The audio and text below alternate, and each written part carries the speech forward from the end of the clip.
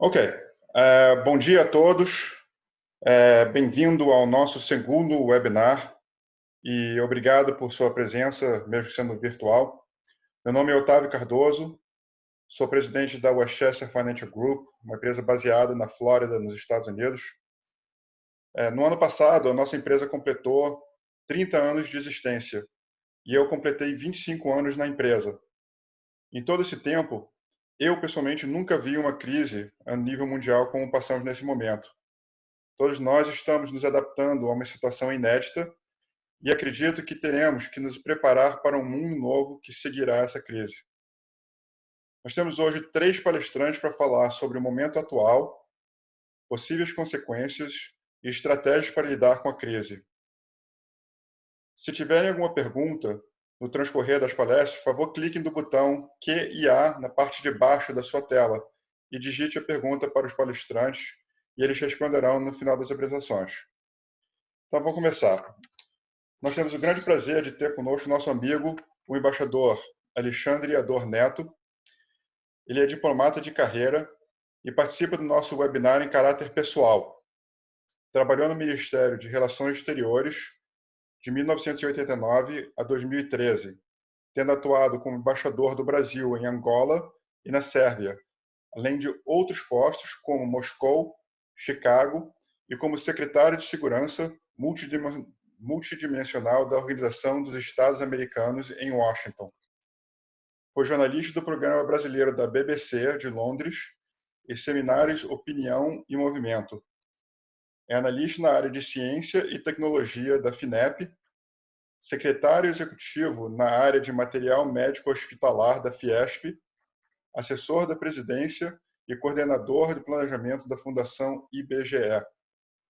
Estudou Direito na UNB-UFRJ, Política na Universidade de Oxford e Política e Programação Econômica na Universidade de Paris, Sorbonne. Atualmente, ele é pesquisador associado ao INEST, Institutos Estratégicos e Relações Internacionais da Universidade Federal Fluminense, e do CEL, Centro de Estudos Estadunidenses. Colaborador do CEP, Centro de Estudos Políticos e Estratégia da Escola de Guerra Naval. Então, agora eu passo a palavra para o Alexandre Ador. Muito bem, prazer em estar aqui com vocês. Realmente, como o Otávio estava dizendo, é uma crise de proporções inéditas, né? Hoje, verificando a imprensa, em qualquer desses dias recentes, vocês vão ver que mais de metade de artigos e reportagens, né, referem-se exatamente à pandemia do coronavírus, né? E é claro que temos que tentar avaliar, né? Embora isso vá ser nos próximos anos uma fonte de pesquisa extraordinária para epidemiologistas, especialistas em saúde pública, estatísticos, etc., porque as incógnitas ainda são muitas, né? Como é que, quanto tempo um país ou outro levou para se preparar, para ter testes de verificação da incidência, ter testes para outras, para comorbidades, etc., etc., ter camas, ter respiradouros, ou seja, a própria preparação de todo o sistema de saúde foi posta em xeque por esse ataque aí do famoso vírus, né? Então, as incógnitas são muitas. E as estratégias também têm variado. Quer dizer, há uma ideia geral, sugerida até pela Organização Mundial de Saúde, que a maioria dos países aceita, de isolamento. Mas esse isolamento pode ser mais ou menos restrito. Há 2 países que tiveram bastante sucesso, mantendo até agora taxas baixas de letalidade, de mortalidade, tudo, né? Como Suécia e Coreia do Sul. Embora a circulação esteja um pouco restrita, não é rigorosa essa restrição, as pessoas circulam, embora em pequenos números, né? O caso alemão também é interessante, os idosos acima de 60 anos são 7% da população, mas dentre os infectados eles são apenas 3%, indicando que esse isolamento está funcionando. A taxa de morbidade geral, de letalidade, é muito alta em 2 países europeus, Itália, 10% ou um pouco mais, Espanha, 7%, 8%. No total, é um pouco acima de 5%, sendo que nos Estados Unidos, onde ainda está se desenvolvendo, não atingiu a escala maior de disseminação, está abaixo de 2%.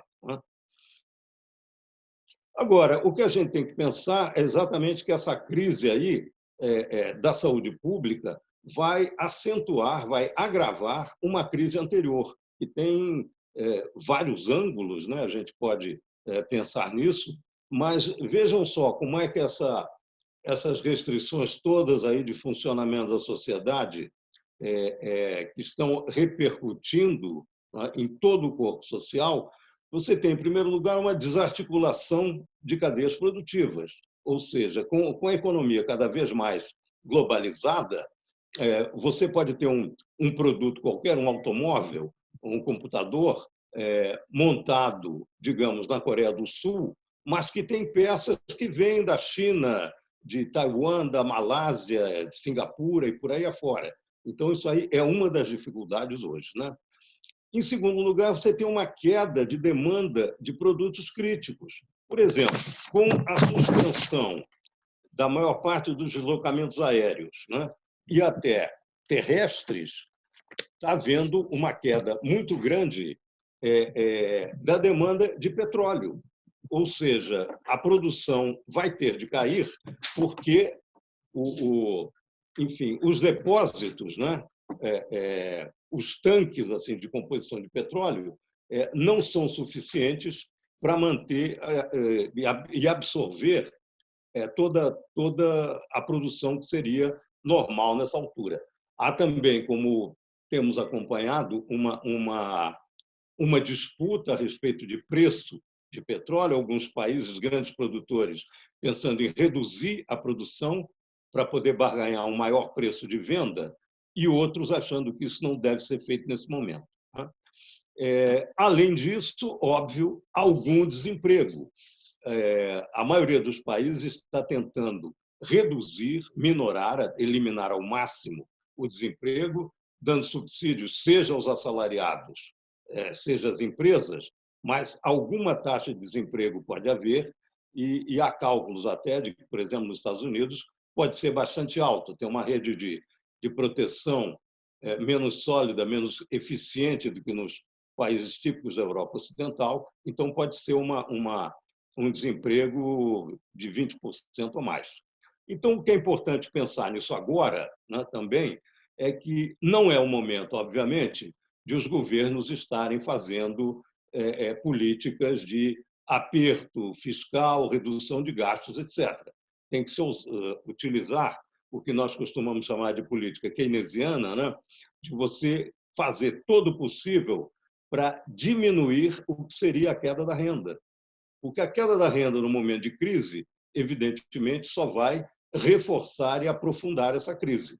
Com menos demanda, a produção acaba caindo, né, com, evidentemente, uma subsequente queda de renda também dos envolvidos nesse processo produtivo.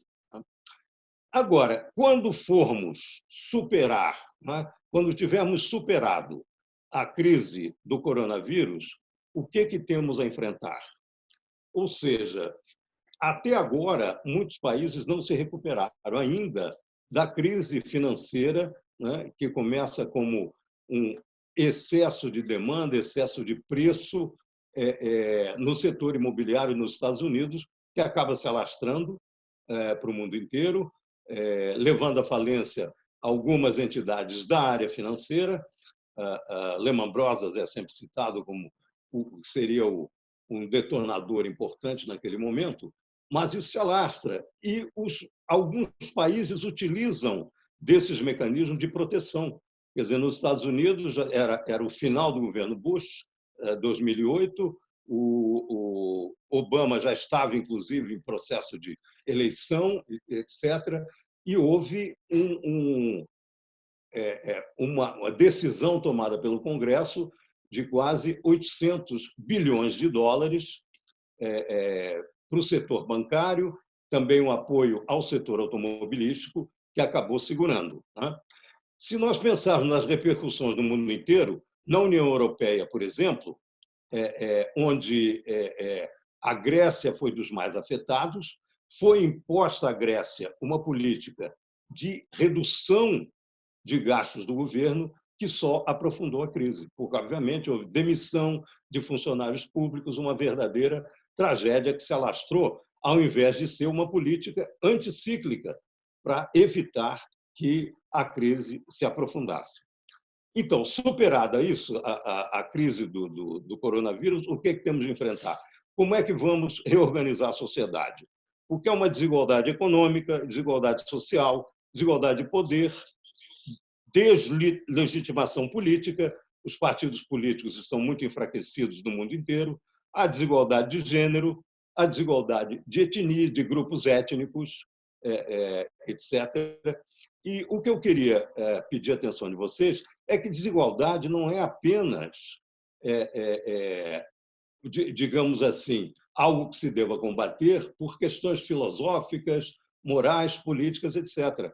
É porque a desigualdade tem um efeito concreto.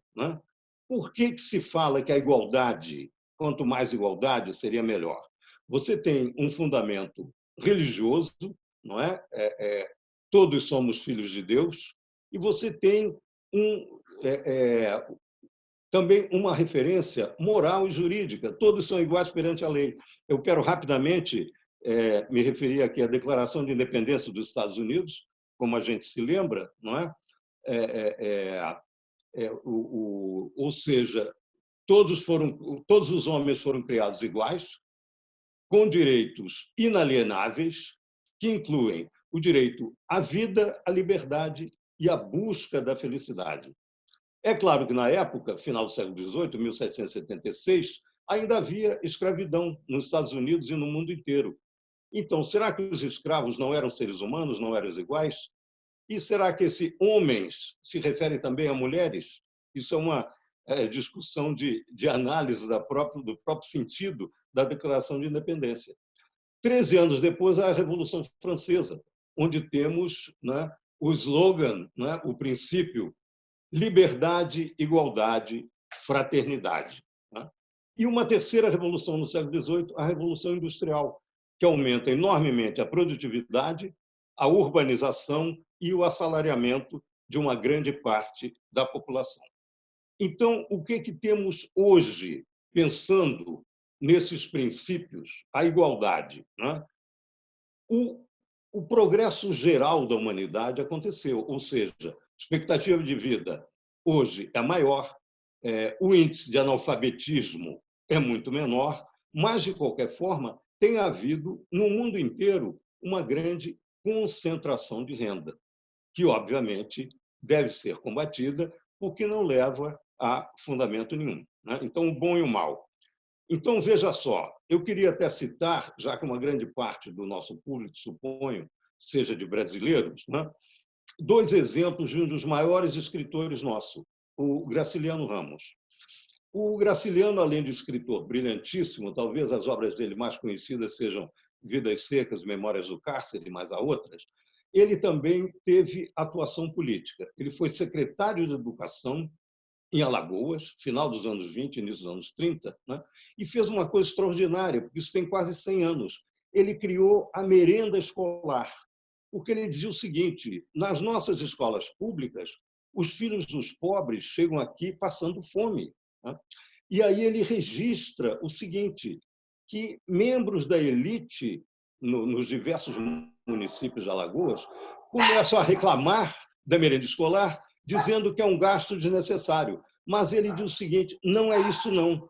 É que está acontecendo que os filhos dos pobres, bem alimentados, estão começando a competir com os filhos da classe média e dos ricos, com os filhos. Então, Ou seja, a desigualdade tem aspectos muito concretos, não é só um princípio moral e filosófico, não. E o segundo exemplo que ele dá, que é muito interessante, é de quando ele era prefeito de Palmeira dos Índios. E ele proibiu, como prefeito, animais na rua, porque sujavam tudo, atrapalhavam o trânsito, etc. E ele conta que um dia chegou à prefeitura e o funcionário estava cheio de animais na rua. Ele chamou o funcionário responsável e disse: "Ô fulano, o que aconteceu?" Ele disse: "Doutor Graciliano, eu não podia recolher aqueles animais." "Mas por quê?" "Porque eles são do Sebastião, seu pai." Ele disse: "Vá recolher os animais. Prefeito não tem pai. É a igualdade perante a lei." Então, isso é uma questão democrática importante em convivência na sociedade. Então, eu vejo que já ultrapassei os 14, 15 minutos e vou tentar encerrar fazendo referência a algumas questões que já assustam o ser humano há quase 100 anos. Com todo o desenvolvimento de tecnologia, né, como é que essa tecnologia vai ser utilizada? Em benefício da maioria ou em benefício do poder de gestão e de manobra das elites mais poderosas entre si, né? Então, veja só, há dois grandes escritores ingleses que criaram as chamadas distopias. O Huxley, que escreveu Admirável Mundo Novo, né? E o Orwell, que escreveu, entre outros livros, ambos têm vários livros, escreveu, entre outros livros, 1984.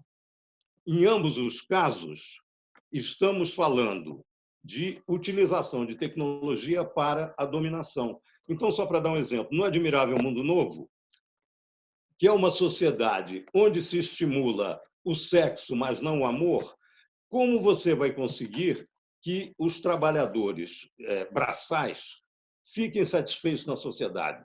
Durante os 9 meses de gestação, que é toda uma gestação assistida em laboratório médico, você reduz o oxigênio que é dado a esses seres humanos. Então, eles vão nascer meio abobalhados e tal, e vão aceitar o destino, né? Já no 1984, do Orwell, por exemplo, você tem um Ministério da Verdade, que manipula como a sociedade vai pensar. Então, veja só, o que era verdade ontem pode ser mentira amanhã e vice-versa. De modo que nós temos que ver qual é a maneira... Bom, no Orwell também você tem câmeras em todas as residências, áreas públicas, privadas, etc., mas não vou me estender sobre isso. Mas como é que a gente pode, então, fazer com que a tecnologia funcione para o conjunto da sociedade? Tendo uma participação dos cidadãos cada vez maior e definindo questões de saúde pública, educação pública, segurança pública, os direitos das minorias, né? Culturais, étnicas, e as mulheres, por exemplo, que têm que ter direitos iguais a todo mundo, né? Temos que discutir também questões do papel dos militares nas diversas sociedades. Aqui no Brasil, nós temos militares extraordinários na área de ciência e tecnologia, da visão de desenvolvimento industrial, né? Fundação do ITA, da Petrobras, do CNPq e por aí afora. E temos que ter sempre em vista que deve haver uma proteção aos mais vulneráveis para que eles possam se desenvolver como cidadãos plenos. Então, o que nos espera? Como vamos organizar essa sociedade, talvez aproveitando dessa crise para refletir melhor? Por que é mais fácil para um cachorro do que para um homem ser feliz? Por uma razão muito simples. O cachorro não tem projeção de futuro. Se ele está bem alimentado, bem tratado, ele está feliz. Nós, seres humanos, temos sempre angústia de, sendo racionalmente superiores, tentarmos prever, proteger-nos a nós, a nossas famílias, aos nossos próximos, etc., contra um futuro que pode não ser tão favorável. Então, pela democratização do acesso aos valores pela democratização do Brasil e do mundo. Muito obrigado. Eu repasso a palavra de volta ao Otávio Cardoso para dar continuidade a essa mitigação de riscos de que estaremos falando. Bom, obrigado, Alexandre. Como sempre, uma excelente visão do que está acontecendo. E agora vamos passar a palavra para o Luiz Henrique Perlingeiro. Ele é o consultor sênior da Westchester Financial Group há 17 anos. Ele foi vice-presidente do Citibank Corporate Bank no Brasil, também ex-diretor do Unibanco Corporate Bank e da ABCBT Consulting, uma empresa afiliada à ABC Technologies dos Estados Unidos. Ele é representante no Brasil do Brazilian Business Group e tem diversos cursos de especialização. Ele vai falar sobre as estruturas de proteção patrimonial, que é a base para os investimentos internacionais que serão discutidos depois pelo Brian. Eu passo agora, então, a palavra para o Luiz Perlingeiro.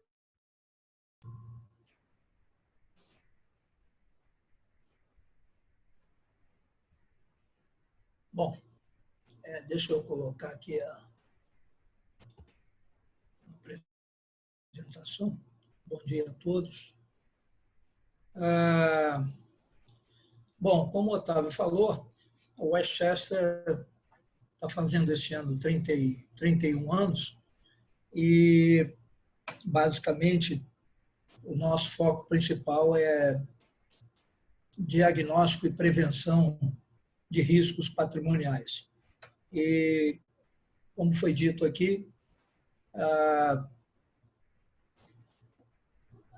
nós nunca passamos, eu também, pela minha carreira aí no mercado financeiro, e mais de 35 anos, e depois desses 18 anos aí na Westchester, eu nunca vi um momento tão complicado, difícil como esse. E olha que a gente sempre, no nosso negócio, teve uma máxima que ignorar o risco é o maior de todos os riscos. E a gente sempre trabalhou nessas componentes, olhando os vários impactos de riscos que podem influenciar no negócio jurídico ou mesmo na pessoa física.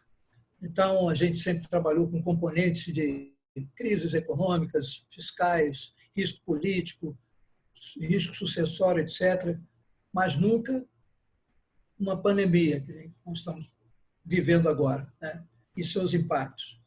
A gente sempre procurou mapear, né, as ameaças ao patrimônio dos nossos clientes, e aí, normalmente, você, mesmo com várias crises, mesmo de 2008, ou mesmo a crise asiática de 1997, ou mesmo o crack da Bolsa de 1919, quer dizer, a gente, 1930, desculpa, 1929, a gente sempre lidou com variáveis, tipo, em algum momento, um pouco mais, um pouco menos, volatilidade dos ativos, sistema tributário, a própria insegurança jurídica, o risco político. Quer dizer, o Brasil passou por várias fases, inclusive com fisco de poupança, etc., né?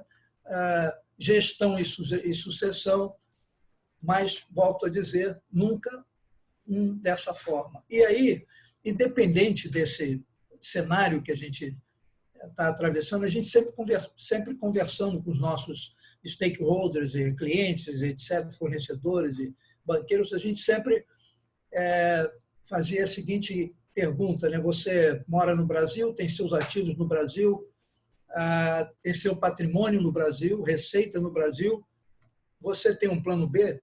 Quer dizer, isso é importante, não é porque nós estamos falando que nós estamos aqui no Brasil, mas isso em qualquer país, né? Quer dizer, recomenda-se que você, no seu patrimônio, você tenha uma visão antecipatória e de médio e longo prazo e tenha sempre um plano B. Muito bem. E é aí que a gente atua, que é justamente você fazer trabalhos e fazer planejamentos estratégicos e táticos que te levem a você sair, aspas, da ordem jurídica onde você está, para você se proteger e proteger seus ativos de forma, inclusive, legal. E aí a primeira pergunta é: internacionalização é legal? Claro que é.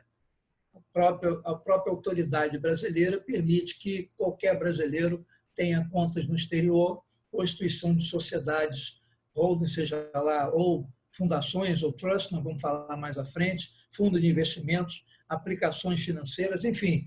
Hoje é permitido, hoje já há algum tempo é permitido que qualquer brasileiro tenha ativos fora da jurisdição brasileira. A primeira, vamos falar assim, o primeiro layer, o primeiro estágio de proteção, quando se pensa em proteção patrimonial, é você pegar os bens que estão na pessoa física e segregar. Normalmente se faz essas estruturas, segregar em holdings familiares. Primeiro você tem a própria proteção, que é segregar o patrimônio pessoal do patrimônio empresarial, né? Pessoal para o empresarial, evitar que variáveis de cunho pessoal, de sócios, etc., afetem a estabilidade da administração de negócios, com regras, né? A própria parte da pulverização do poder e controle, manter a integridade e estabilidade e principalmente as regras, né? Ou seja, dentro da pessoa jurídica, né? Na holding você estabelece as suas regras de entrada e saída de sócios, protege os herdeiros, né?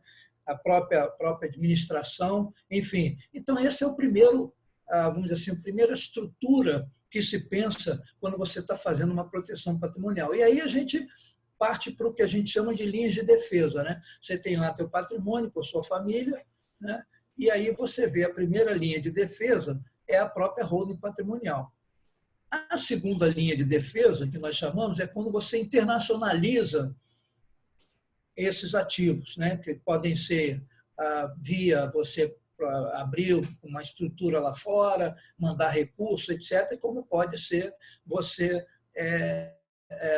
permutar cotas da sua estrutura brasileira com uma estrutura estrangeira offshore. Quer dizer, offshore a gente chama fora do Brasil, né? Pode ser em jurisdições com tributação favorecida, né? Como os senhores sabem, tem várias jurisdições no Caribe, como Cayman, BVI, Bahamas, etc., fora de lá, enfim.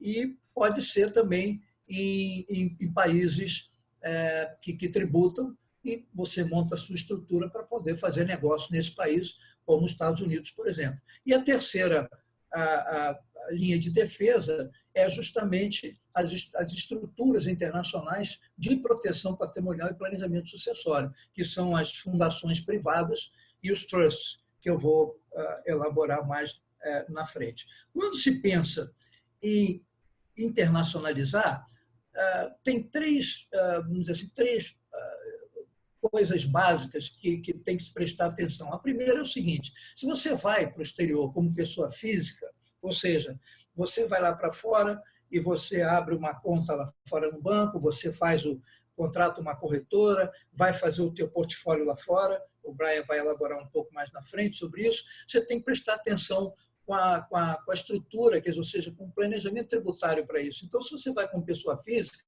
normalmente o que vai acontecer é que para cada ganho de capital que você tenha lá fora, você investiu um valor, um recurso, e ele foi levado ao vencimento, e aqui você teve um ganho de capital, você vai ter que pagar aqui no Brasil até o 20º dia útil subsequente a recolher o imposto. Se for um rendimento, ou seja, se você tem uma empresa, a empresa distribui lucro, ou você tem lá um papel que te dá juros semestrais, você é tributado em 27,5%. A outra forma que você tem de ir lá para fora é você aplicar em fundos. Você já tem uma vantagem tributária que você vai ser tributado no ganho de capital quando você resgatar a cota. Tem que tomar muito cuidado.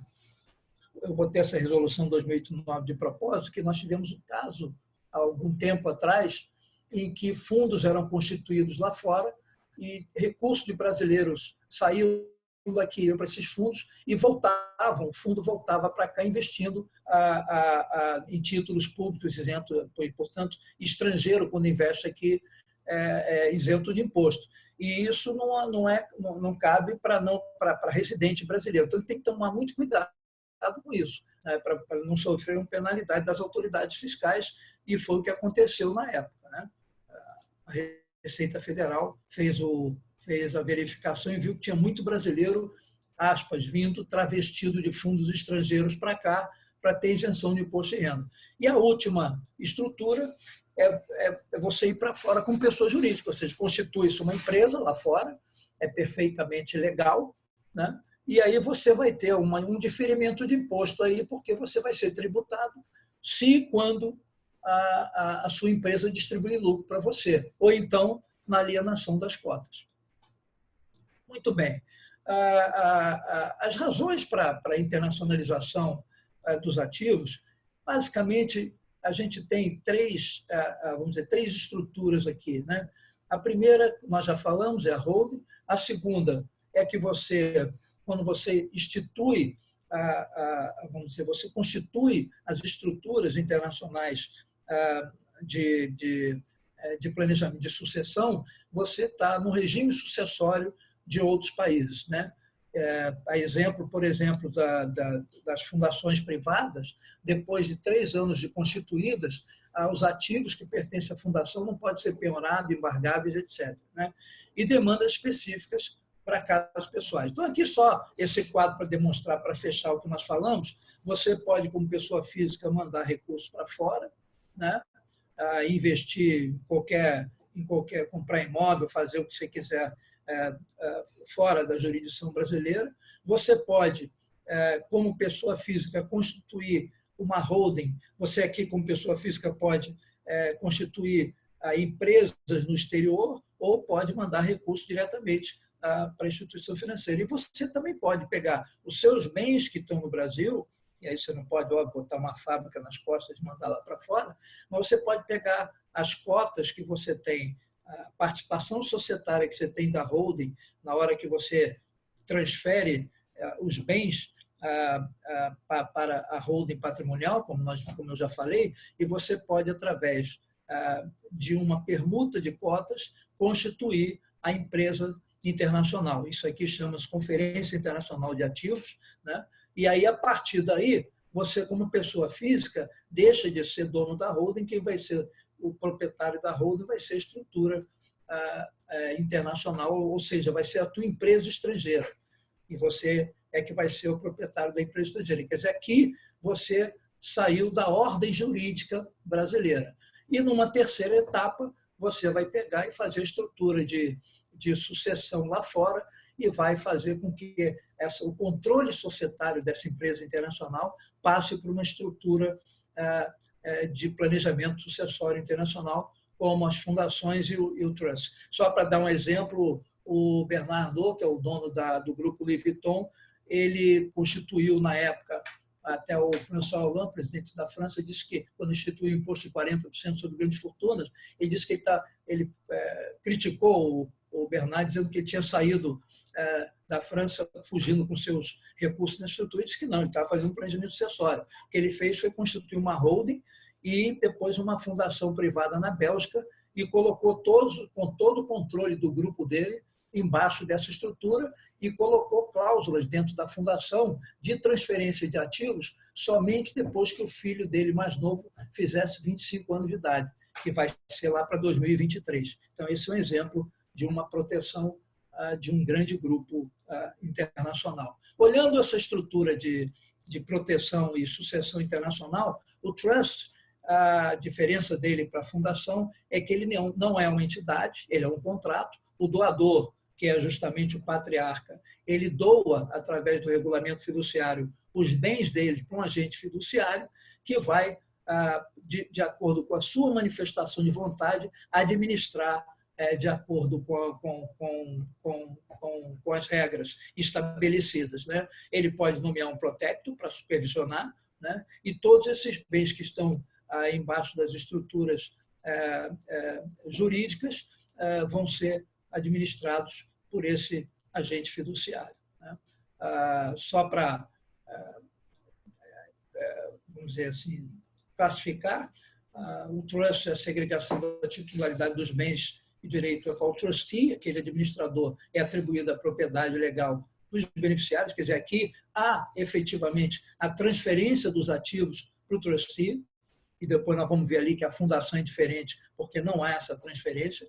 autonomia dos bens e direitos, quer dizer, em vista desses ativos, e atribuição do trustee a uma obrigação fiduciária, ou seja, de confiança dos bens transferidos pelo trust através do deed trust, que é o instrumento.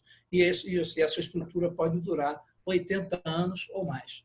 Já na fundação, a diferença básica é que a fundação é uma entidade, né? E funciona mais ou menos parecido com o trust, só tem que você ali, a figura do trustee é mais ou menos parecido com o conselho, o fundador institui resigna e o conselho é que vai administrar a fundação de acordo com o regulation, que é feito, que inclusive é um documento confidencial. E ali no regulation, normalmente,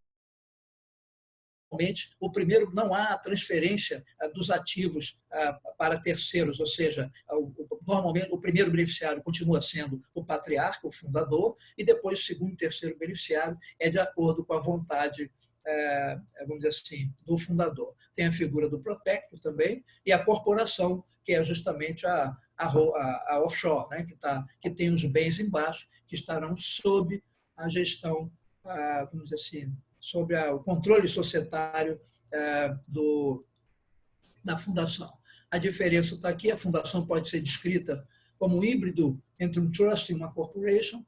Uma corporação é uma combinação que fornece os beneficiários melhores características do tipo de entidade. A fundação pode servir como última vontade de testamento.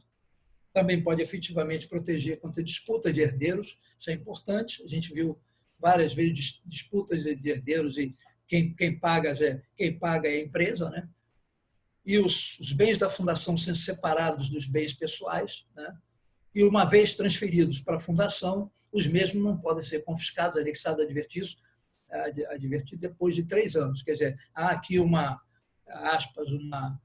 quarentena, né? E depois de 3 anos, os bens ficam impenhoráveis, né? E a fundação não tem dono, portanto, não consta dos registros públicos panamenho ou qualquer nome de controlador, né? E é tudo feito no regulation, né? Muito bem.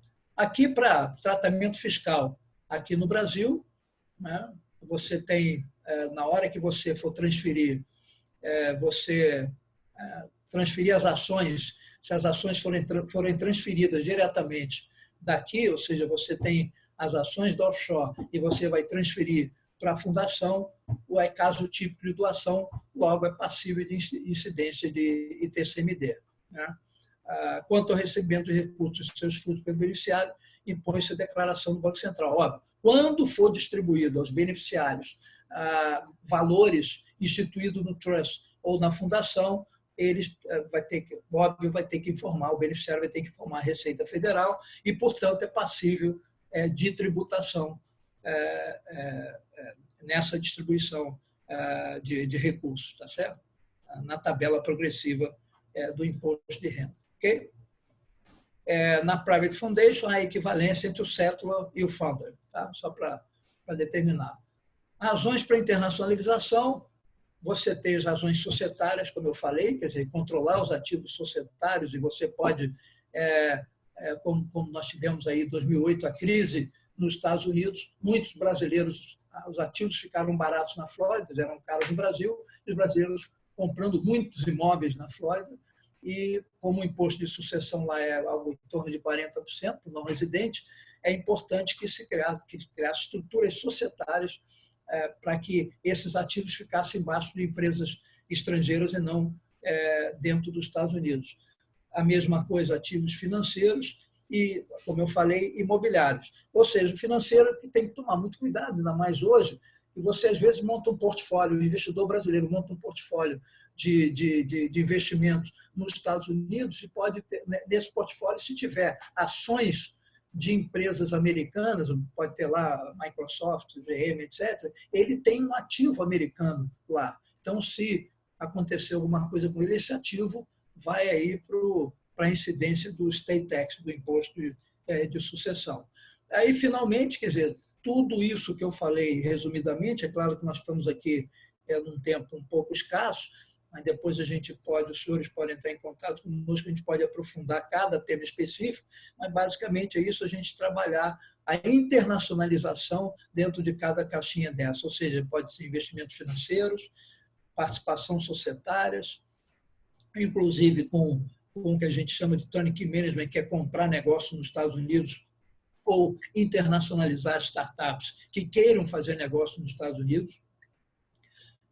Imóveis, né? Aqui a gente tem que você comprar o imóvel e reformar e vender, e aqui é o Real Estate Investment Trust, que é um investimento em imóvel através de empresa em que você tem um portfólio de imóveis comerciais nessas empresas e você escolhe, compra a cota e ganha dividendos. E a parte de comércio, que é justamente a parte, vamos dizer assim, que a gente chama doing business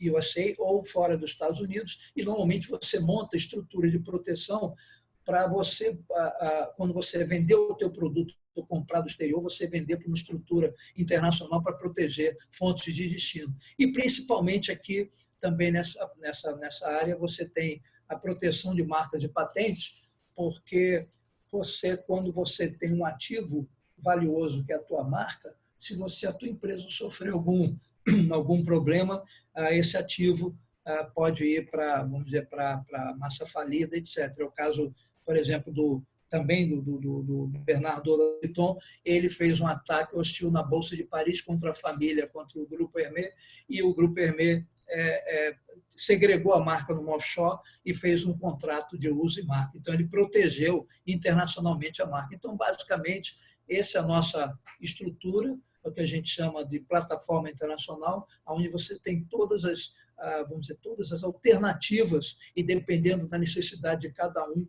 de você proteger e internacionalizar os seus ativos. Muito obrigado. Obrigado, Perlingeiro. Aqui é o Otávio Cardoso de novo. Agora nós vamos passar a palavra para o Brian Calkins.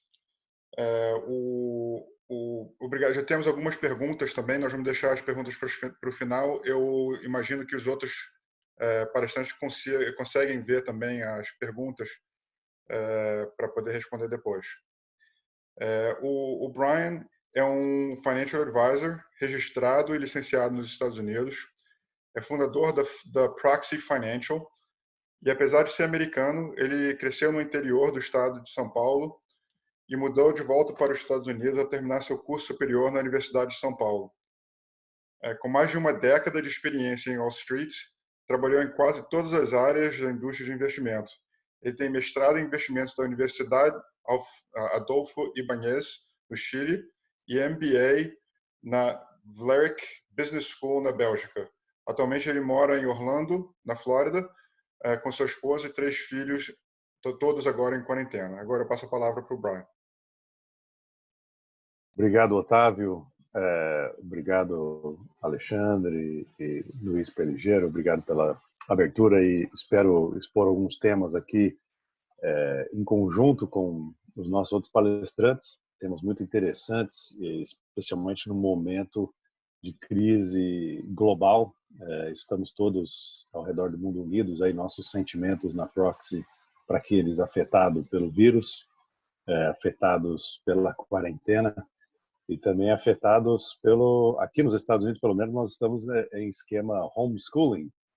Então, a criançada aqui em casa, meu sentimento para os pais também, com crianças pequenas, passando aí por um ajuste societário instantâneo, né? E eu queria falar um pouco aqui do que, em sequência aí, o que a Alexandre comentou dessa tribo global, né? Que como a gente enfrenta esse problema, é um problema de todos, né? E aquilo também em linha com o que o Luiz comentou, uma vez protegido o patrimônio, o que fazer com ele, né? O Luiz comentou várias estratégias, várias ideias. Tudo isso depende de nível de conforto, tá? Eu vou explicar um pouco como a Proxy trabalha isso.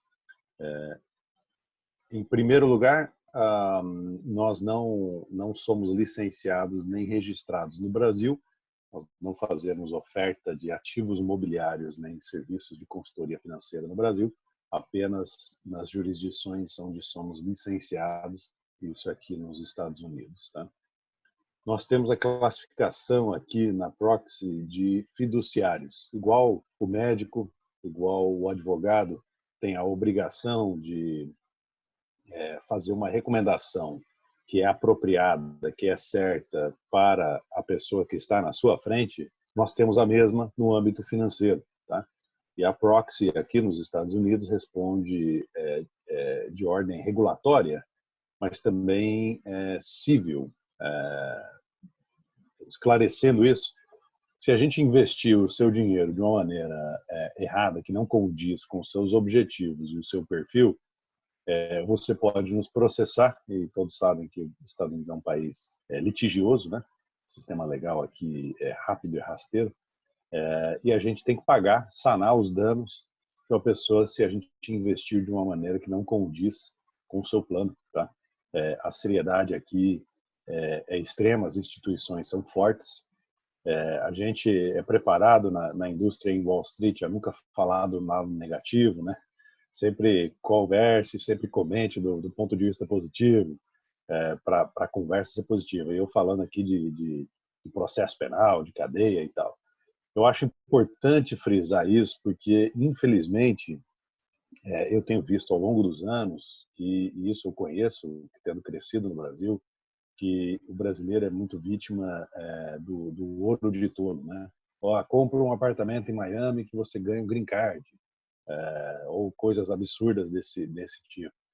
Então, por estar calejado ao longo do tempo, ouvir que alguém vai investir da maneira certa, da maneira com seus objetivos, você vai ter controle total, e ao longo do tempo nós somos obrigados a olhar aquilo que é melhor para você, quer você nos instrua ou não, né? E nós respondemos civilmente por isso. Parece bom demais para ser verdade, né?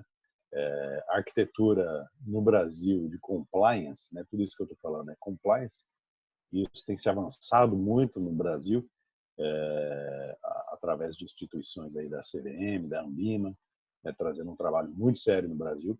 A única diferença aqui é que nós estamos fazendo isso desde 1940. Tá?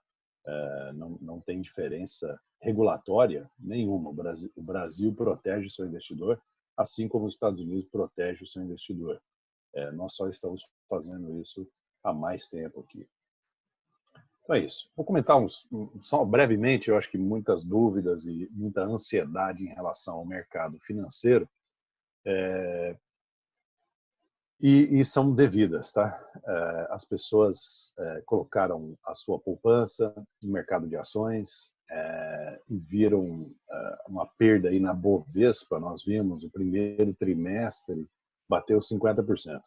E a pessoa que tinha um pé de meia, que arriscou, que falou assim, olha, vou acreditar nesses meninos aí, vou colocar um dinheiro em ações, em multimercado, só para dar uma testada, ela tem metade, se ela colocou no índice amplo como IBOV, ela tem metade do dinheiro dela. Aqui nos Estados Unidos, a pessoa tem 2/3 do dinheiro dela, se ela colocou em SP500, por exemplo. Mas a realidade, se você olhar esse gráfico, a maneira de investir, o exercício em si de investimento, eu li essa semana de um grande investidor aqui dos Estados Unidos, que gere mais de 100 bilhões de dólares, o exercício de investimento em si é um exercício de otimismo, né? Você não investe em nada nessa vida. Eu vou comprar a padaria da esquina porque eu gosto do pão e eu quero ter uma fonte de renda com o pessoal lá que trabalha, eu vou ser investidor da padaria. Você está otimista de que a padaria vai gerar renda, de que as pessoas vão comprar pão, de que pão é relevante na vida da sociedade, né? E nada disso é diferente quando você compra uma ação. Eu compro uma ação da Apple porque eu acredito que as pessoas vão precisar de celulares, que o celular é um bem para a sociedade e que isso vai gerar valor. A empresa vai gerar valor para a sociedade ao longo do tempo, trazendo, né, a ideia de investimento para os seus mínimos detalhes, mais básicos detalhes. Então, se você olhar a história das ações, aqui pegando um índice gigante aí que é o SP500, e olhando ao longo do tempo, você vê que esse otimismo, esse olhar para frente, ele dá mais retorno do que o olhar pessimismo. Vou colocar o dinheiro embaixo do colchão e vou garantir que vou perder a inflação. Né? Se você colocar dinheiro debaixo do colchão ou deixar na conta corrente, você está fazendo um investimento garantido em perder a inflação. Né? E vemos também que você tem correções nisso. Né? Então, os diferentes momentos, em 1929, as ações perderam 83% do seu valor, desde do pico, né, do valor máximo. Vemos também outras quedas ao longo dos anos, e a queda do coronavírus está longe de estar terminada. Tá? Nós vemos esse movimento de alta aí como atribuído a algoritmo, atribuído a fatores mais técnicos do que estruturais, né? E então, assim, é o momento de comprar ações, o mercado desabou 30%, já deu uma voltada, assim, então poeira baixou, estamos seguros, não é nossa recomendação, tá? Mas se você olhar em períodos longos, se você olhar aqui, esse gráfico está mostrando retornos de ações em um ano, tá? Então, 1900 e voltando o máximo possível aí, que você tem dados confiáveis, é 1872. Os portos nem haviam sido abertos no Brasil ainda. Nós vemos que um ano positivo, um ano negativo. Se você olhar as médias desses retornos, né, cada ano especificamente, vai ver que no máximo ele retornou 53%, acredito que é 1950 alguma coisa, e o mínimo que ele já perdeu em um ano, né, a crise de 29 durou vários anos, né, mas se você pegar só o ano calendário, eu acredito que foi por volta de 1929 que a ação caiu 37% em um ano. Na média, ele tem um rendimento positivo de 8%, com um desvio padrão de 18%, certo? Olhamos esse mesmo gráfico para períodos de 5 anos. Então, se você começou em 1972, o que aconteceu quando chegamos em 1877? E aí, olhando cada período de 5 anos acumulados, você vê que o negócio já fica um pouquinho mais estável, né? A máxima de 30, mínima de 11, com uma média de 7. Um desvio padrão infinitamente melhor de 8, né? 7,8. Se a gente olhar isso para 10 anos, e finalmente onde eu quero chegar, se você olhar períodos de 20 anos, estamos começando num período, rolando os próximos 20, olhando o que aconteceu, esse otimismo no futuro, a gente vê esse otimismo no futuro dando retorno no mercado de ações. Tá? Mas o mercado de ações não é para todo mundo. Então, como é que a Proxy trabalha? Nós somos, de novo, financial advisors nos Estados Unidos, assessores financeiros, e a gente faz aquilo que é certo para a pessoa, para a família, para proteger o patrimônio. Trabalhamos junto com a Westchester para criar essa PJ no Caribe, né? Simplificando de maneira grossa aí tudo que o Luiz explicou para nós. E daí a gente abre contas de investimento, seguros de vida, contas para o trust, para a PJ, para a pessoa, para a movimentação diária. Tá? Nós somos o financial advisor que vai recomendar investimentos e ajudar no cumprimento disso. Tá? Então, não somos só os banqueiros que mexem com dinheiro e o resto da sua vida você tem que se virar. Tá? Nós somos advisors, assessores. A gente anda junto com os nossos clientes, navegando aí junto com eles. Tudo. Então, em termos de logística, para trazer o dinheiro, como é que funciona? Eu não sei como é que eu vou levar o dinheiro para os Estados Unidos. A gente ajuda. Nós temos parceiros, nós temos conhecimento. Mais de 13 anos fazendo esse trabalho aqui nos Estados Unidos. E perceba que ali na barra em cima, né, nós temos o nosso processo de planejamento. Tá? Tudo isso, toda essa conversa de investimentos, até a conversa de proteção em estruturas offshore, tudo isso se resume a uma palavra, que é planejamento. Tá? Você tem que ter um plano. Um momento de caos global como esse, você tira o plano da gaveta e você ajusta o plano. Se você não tem um plano, você entra em desespero. Né? É muito comum a gente ver essas vendas de ações desenfreadas porque a pessoa não tem um plano. Então, assim, só para explicar um pouco esse processo, a gente navega junto com o cliente até no final, a tributação que é gerada através das contas de investimento ou dos investimentos feitos aqui nos Estados Unidos. E, por fim, nosso foco aqui é, de novo, planejamento, então não estamos vendendo ações, né, ou fundos de ações e tal. A gente usa as maiores gestoras do mundo, BlackRock, Vanguard, etc., né, Goldman, Morgan, JP Morgan, todo mundo em Wall Street. A gente usa os fundos deles para colocar o seu dinheiro e monitoramos isso, protegemos isso ao longo do tempo. Vou passar a palavra de volta para o Otávio. Estamos disponíveis aí para as perguntas. Opa, obrigado. Nós temos duas perguntas, e se alguém tiver alguma outra pergunta, lembre que é clicando no botão Q e A abaixo na tela. A primeira pergunta eu passo para o Luiz Henrique Perlingeiro, vem do Dr. Mário Quevelaro. A pergunta dele é: o BEPS, medidas políticas da OECD que ganham cada vez mais força em termos de fiscalização internacional, em especial sobre as offshores como ESR e exemplo, fragilizam ou colocam em xeque de alguma forma a segurança jurídica desse planejamento? Bom dia, Mário. Muito obrigado pela pergunta, doutor Mário. A OCDE ela veio no bojo, veio a reboque do FATCA, né, o Foreign Account Tax Compliance Act, que foi logo depois lá das Torres Gêmeas, instituído nos Estados Unidos, que é justamente para troca de informações com o mundo inteiro de estrangeiros que tinham conta nos Estados Unidos e vice-versa, americanos que tinham conta fora de lá, e a troca de informações.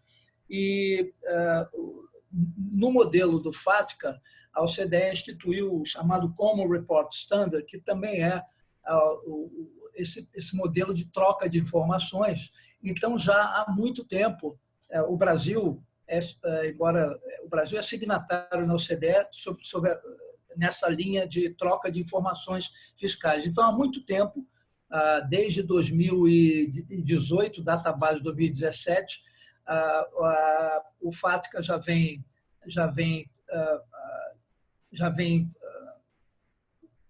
trazendo para nós e vice-versa informações. 2019, 2018 agora teve a última, em 2019 está em andamento, e no âmbito da OCDE tem alguns países que estão atrasados, outros adiantados, mas o Brasil já tem essa troca implementada, e os bancos que são os responsáveis, os compliance dos bancos que são responsáveis por obter essa informação, vários não, a maioria deles, ou grande parte deles hoje, você, quando abre uma conta, é obrigado a botar lá no ID number o teu CPF no formulário, e você é obrigado a apresentar documentação de origem, etc, etc. Bom, sobre o aspecto de exigência, o Caribe ali, falando das offshore, onde eu citei o Caribe, que é a área que a gente mais opera, tanto as jurisdições de Cayman, BVI e Bahamas instituíram já a partir do ano passado o que eles chamaram de uma lei que passou do Economic Substance Requirement, que é você, para ter uma empresa lá, você ter substância. Então, você tem que provar que aquela empresa ali, o que ela faz, qual é a atividade dela. Então, enfim, como a maioria são holdings patrimoniais, como nós vimos, ou de investimentos, você tem que preencher um formulário que é um disclaimer, onde você preenche dizendo qual é a atividade, o que a tua empresa vai fazer e aonde. E óbvio que hoje você, quando abre a conta da tua empresa em bancos, seja lá os bancos americanos, você tem todo um compliance em cima de você. Outro aspecto é que a autoridade brasileira ela também acompanha isso através do CBE, que é o Capitais Brasileiros do Exterior, que não é para efeito tributário, né, mas é para efeito de informação ao Banco Central, e que todo mundo preenche, o brasileiro que tem algum ativo no exterior, preenche um formulário eletrônico onde ele classifica o ativo, qualquer ativo acima de $100 mil. O último dado, depois o Banco Central, isso é disponível na internet, quem quiser entrar no site lá do Banco Central vai pegar esse dado, mas aproximadamente o último dado é de 2018, 2019 ainda está sendo feito, eles até prorrogaram agora, mas foram aproximadamente 460 bilhões de dólares, dos quais 70% era investimento direto, portanto, constituição de empresa. E desses, 60% em países com tributação favorecida. Então, a estrutura de proteção patrimonial internacional, as estruturas que são feitas absolutamente respeitando-se as legislações nas jurisdições onde você está operando, se for, óbvio, Brasil sempre, porque sai daqui, e nas jurisdições onde a tua empresa é constituída ou opera. E não tem vamos dizer, nenhuma fragilidade jurídica aí, ou nenhuma insegurança jurídica, na medida em que você está absolutamente dentro das leis nas jurisdições pertinentes. Espero ter respondido. Ô, Pelingeiro, fica você na linha por enquanto, porque tem mais uma pergunta, veio sem nome, mas a pergunta é se existe algum imposto para o envio do capital para fins de investimentos. Não, nenhum. Você pode abrir uma conta lá fora para fazer o teu investimento e você vai pagar só o IOF, né? Que é o da remessa, que é o 0,38%, só isso. Não tem tributação. Vai ter tributação, sim, como eu falei. Lá o teu investimento, você receber o resultado do investimento, se for na pessoa física, você tem até o 20º dia útil subsequente à liquidação do investimento para recolher aqui o imposto. Perfeito. A próxima pergunta eu vou passar para o Brian. Também veio sem nome. Foram, na verdade, 2 perguntas. Brian, vocês apenas recomendam ou criam carteiras e executam os investimentos? E também pergunto se vocês são assessores de investimento, agente autônomo, ou gestores de investimentos como Family Office. Certo, ótimas perguntas. O Brasil, nós estamos difundindo muito um trabalho excelente da XP, né, que muitos conhecem, é uma marca já conhecida por muitos aí no Brasil. A maioria aí aliás, 100% dos agentes autônomos no Brasil, e a pessoa que fez a pergunta talvez utilize um agente autônomo na XP para cuidar dos seus investimentos. 100% dos agentes autônomos no Brasil, que é o modelo que o brasileiro está acostumado, eles não podem fazer recomendação, tá? Eles podem executar a ordem que o cliente pede. Então, eles podem mostrar o menu, falar assim, olha, nós temos 5 fundos de investimento imobiliário que são top de linha, tá? E o cliente escolhe um desses 5, e o cliente é que tem que fazer a sua análise, tem que fazer a seu entendimento, aquilo que é melhor para o seu objetivo, certo? Nós somos gestores aqui nos Estados Unidos. A classificação aí no Brasil seria similar aí à CGA ou ao CEA, tá? Então, o CEA no Brasil ele pode recomendar uma carteira e falar, olha, se você investir dessa e dessa maneira, e com o passar do tempo for entrando renda fixa, diminuindo renda variável, fizer esse cruzamento para gerar renda ou para objetivo X, Y, Z, você vai alcançar seu objetivo. É um profissional credenciado para isso. Nós temos esse credenciamento aqui nos Estados Unidos. Nós temos acesso discricionário nas contas de investimento. O que isso significa? Que a nossa discrição, nós vamos decidir o que é para comprar e vender e como alocar, qual renda fixa, qual bonde de renda fixa é melhor. O que a gente vê, muitas carteiras que a gente analisa dos clientes que estão vindo para a Prox, é que a pessoa trouxe um dinheiro do Brasil para os Estados Unidos e investiu numa renda fixa do Banco do Brasil, vencendo em 2040, por exemplo. Não há nada de errado com esse investimento. Talvez era o melhor investimento, de acordo com os profissionais que assessoraram essa pessoa naquele momento.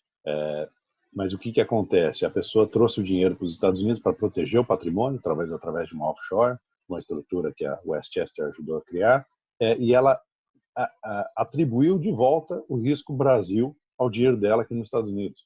Então, ela deu um passo para trás no planejamento dela. Por que ela fez isso? Provavelmente porque ela tem conhecimento do mercado brasileiro. Ela acompanha o Banco do Brasil, conhece os executivos, ouve as chamadas trimestrais. A gente faz esse trabalho pela pessoa. tá? Então, a gente acompanha as maiores empresas americanas, as ações, as tendências, macro, micro, tendências de inovação. A gente acompanha esse mercado, nós somos especialistas para recomendar aquilo que a gente acha que é melhor. Tá? Inclusive, pode ser que no momento seja bom para comprar ativos ou ações, ou alguma coisa dessa natureza, brasileiros. Nada impede isso também, mas a gente faria através dos Estados Unidos, onde tem essa arquitetura, esse compliance para proteger o investidor. Obrigado, Brian. Agora temos duas perguntas para o embaixador Alexandre. A primeira foi de Antônio Serra. A pergunta é um pouco longa, eu vou ler para você. Tenho a impressão de que esta epidemia evidencia 3 aspectos que vinham sofrendo fortes ataques no Brasil e em outros países. Primeiro, o Estado como agente indispensável para articular as ações de saúde, de aplicação de recursos, de compensação social e de orientação de comportamento. Desculpa, o meu telefone celular está tocando. Segundo, o papel estratégico de instituições e estruturas internacionais ou nacionais cuja característica principal é a capacidade de articulação vertical e horizontal, como a Organização Mundial de Saúde e, em nosso caso, o SUS, Sistema Único de Saúde. E terceiro, a função intransferível do conhecimento científico e das comunidades de cientistas e agências científicas nacionais e internacionais. Desse modo, considerando que recentemente tem crescido o repúdio ao papel do Estado, o repúdio às articulações multilaterais e, finalmente, o repúdio à ciência, gostaria de ouvir o comentário de vocês sobre isso, uma vez que, após o declínio da epidemia, precisaremos justamente desses fatores para lidar com a nova realidade. Então, Alexandre, se você puder atacar essa pergunta, eu agradeço. Sim, muito bem. Eu queria agradecer aí a pergunta, ainda mais vindo de um amigo aí dos anos 60 e cuidadoso, observador da realidade social, que há uma série de aspectos que em 15 minutos a gente não consegue levantar. Eu não falei, por exemplo, da questão ambiental, que também é outra questão crítica, né? Que se aplica ao mundo inteiro, se aplica ao Brasil de forma muito forte, você tendo mais de 40% da população sem sistemas eficientes de água e esgoto, o que obviamente é trágico, né? Então, o Estado tem realmente essa função indispensável de articular ações, aplicar recursos, compensar e orientar comportamento, né? Isso aí não há. O setor privado pode ser executor na ponta de aspectos disso aí, mas quem tem que coordenar e ditar prioridades políticas de direcionamento tem que ser o Estado, né? Do mesmo jeito que, quando a economia capitalista, por alguma razão, entra em crise, falamos aí algumas vezes já na crise a partir de 2008, sem um Estado sólido, né, que dê orientação comportamental e apoio financeiro, a crise só faria se aprofundar, né? Então, segundo, o papel estratégico de instituições e estruturas internacionais ou nacionais, né, tendo articulação vertical e horizontal. Exatamente. Aliás, uma comparação boa que é feita a Organização Mundial de Saúde e o nosso SUS, né? Até porque você tem um segmento da população que teria acesso ao sistema privado, mas que é claramente minoritário. A maior parte da população no Brasil e em numerosos países, e mesmo em países ricos da Europa Ocidental, vai depender de um sistema de saúde eficiente e público, né? Não é por acaso que em todos os debates aí de pré-candidatos do Partido Democrata nos Estados Unidos, um dos problemas mais críticos é a questão de saúde, né? E você tem um contingente enorme da população norte-americana, o país com maior PIB do mundo, como sabemos, que não teria condições de enfrentar privadamente, né, uma situação crítica de saúde pessoal da família, né? E a terceira função que o Serra levanta aí, né, o conhecimento científico e comunidade científica e agências científicas, né? Temos que valorizar isso tudo, né? E questões também de solidariedade social, né? Nessa crise toda, nessa pandemia, nós temos visto a dedicação extraordinária. Aliás, no New York Times de hoje fala-se de demissão de médicos e enfermeiros que têm denunciado as más condições de trabalho em hospitais, né? Na Itália, já houve 61 mortes de médicos e enfermeiros, né? Diretamente tratando da questão dos afetados pelo coronavírus. Então, acho que são questões que talvez possamos até aproveitar essa crise tão difícil aí que sacode toda a sociedade para aprofundar um bocado mais, né? Quer dizer, como a solidariedade sempre foi fundamental para a sobrevivência da humanidade. E está na hora, de novo, de podermos tentar organizar isso aí. Há uma segunda pergunta, Otávio? Sim, tem mais uma pergunta do César, nosso amigo César, da Caramuro Alimentos. Alexandre, vejo em muitos grupos de WhatsApp comentários se a China da China ter plantado esse vírus e que são os grandes vencedores de sua existência. Qual a sua opinião? Olha, isso aí é por isso que eu disse, César, e eu creio que eu estou me lembrando perfeitamente de você no encontro com a Luísio também, mas veja só, existe uma outra versão, porque em outubro do ano passado você teve jogos esportivos militares na China, onde compareceram 300, 400 militares, soldados, oficiais e tal norte-americanos. E uma versão é que esse vírus teria escapado de um laboratório que faz esse tipo de pesquisa ligado ao sistema militar americano e que eles teriam levado esse vírus para a China, né, em outubro do ano passado, e isso foi disseminado durante esses jogos, enfim, esses jogos militares ocorridos no mês de outubro. De modo que o que se vai ter aí de especulação sobre como apareceu, né, ou seja, a China, tendo um poder muito centralizado, pôde reagir com alguma rapidez e bastante eficiência. Eu acho que eu acho meio fantasioso achar que eles produziram isso para si próprios, com sofrimento considerável, né? Só para se beneficiar no mercado internacional de várias formas, comprando empresas em situação quase falimentar e tudo mais, ou ações na bolsa, etc. Ou seja, há campo para toda uma teoria de conspiração, né? É evidente que os estados, né, na sua busca pelo poder, não sejamos, como eu diria, ingênuos, né? Hoje tem uma versão muito conservadora, de extrema-direita e tal, que atribui quase tudo isso a, enfim, conspirações comunistas para tomar o poder e tudo mais, né? Mas no século XVI, o Niccolo Maquiavel mostrou que a busca do poder é perfeitamente normal em quem se dedica à política. Não é por acaso que nós temos o adjetivo maquiavélico, né? Já que você tem como objetivo de manutenção e exercício do poder o benefício a si, aos seus, mas também à sua região, ao seu país, o primeiro princípio é você manter o poder, né?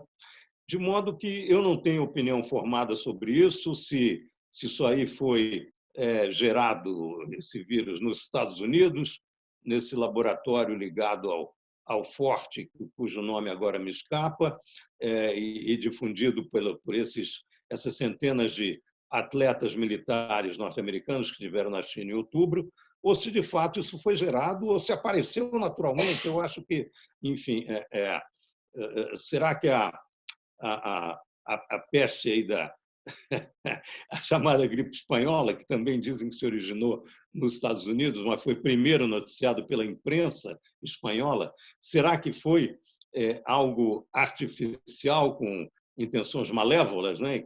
Morre quase 1% da população mundial entre 1918 e 1920, né? Então, eu realmente não... Eu agradeço a sua pergunta, porque ela traz todas essas questões que eu chamei aí de incógnitas, né? Eu acho que vai haver centenas aí de teses de estatísticos, epidemiologistas, especialistas de saúde pública para explicar essa extraordinária pandemia que está pondo o mundo de cabeça para baixo, né? Um abraço, obrigado. Posso, Alexandre, posso, Perlingeiro, César, tudo bem? Posso Claro. dar meu pitaco? Eu estou, por acaso, é um livro já antiguinho, mas chama-se Pandemias, a Humanidade em Risco. Eu estou lendo do Stefan Cunha, que é um infectologista do Hospital Alemão. Ele fala aqui da última, claro que o livro foi escrito em 2002, mas ele fala da última, 2006, desculpa, ele fala da última pandemia do SARS, que surgiu numa cidadezinha da China, e ele diz que o problema vamos dizer, das epidemias é um problema de profilaxia, um problema sanitário da China. E ele fala que o SARS surgiu num restaurante que eles comem lá, é um gato selvagem, em que é uma especiaria que eles mantêm o bicho lá nos fundos do restaurante e matam na hora para o pessoal comer. E ali o que aconteceu? O sangue e as fezes ficavam ali pelo restaurante e esse gato veio infectado pelo vírus do SARS. E, a partir dali, os empregados e depois os fregueses, e depois um médico que viajou para Hong Kong levou isso aí sem saber, e, bom, aí o resto é história. Então, Alexandre, eu acho que o problema do Covid é muito mais um problema sanitário, que é a sociedade chinesa comendo aqueles bichos tudo vivo lá e aqueles mercados ali, tudo ao ar livre. Deve ser, eu não sei, eu não sou sanitarista, mas eu estou lendo o livro desse cara, que é muito bom, até recomendo, chama-se Pandemias, a Humanidade em Risco. Não, eu agradeço aí o seu acréscimo, Perlingeiro. E claro que se eu tiver a crueldade ativa para escolher o animal que eu vou abater, eu vou preferir escolher uma lagosta ou algum outro crustáceo vivo, né? Ainda dentro da água. Não vou escolher um gato selvagem, tá bom? Bom, obrigado a todos. Teve algumas outras perguntas, mas eu vou pedir para as pessoas que mandaram essas perguntas mandarem por e-mail, por favor, que eu passo para os palestrantes para poderem responder posteriormente, porque nós já passamos 20 minutos do nosso tempo. O Brian já me alertou que ele tem outro call para entrar. Então, eu gostaria de agradecer a todos os palestrantes pela presença e das pessoas que participaram. Eu vou enviar um e-mail depois pedindo um comentário de vocês, um feedback, porque eu quero saber se vocês gostaram e se devemos continuar fazendo programas como esse. Então, de novo, obrigado a todos e um forte abraço. E nos vemos em breve. Obrigado. Um abraço. Obrigado. Obrigado, boa tarde. Muito obrigado a todos, hein?